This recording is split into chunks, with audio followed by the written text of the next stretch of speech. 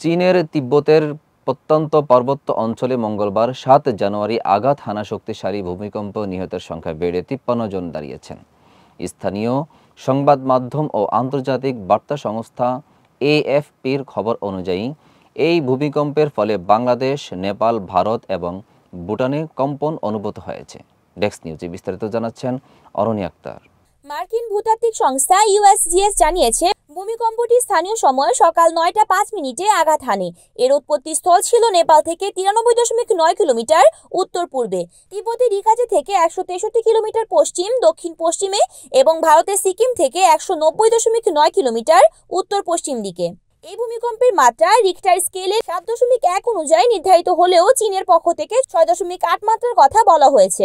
ভূমিকম্পের গভীরতা ছিল ১০ কিলোমিটার। ভূমিকম্পের উৎপত্তি স্থল তিব্বতের রাজধানী লাসা থেকে প্রায় ৫০ মাইল পশ্চিমে গেদার শহরের নিকটবর্তী দ্যামাকসং কাউন্টিতে হতাহতের ঘটনা ঘটেছে। এখন পর্যন্ত ৬০ জনের আহত হওয়ার খবর পাওয়া গেছে।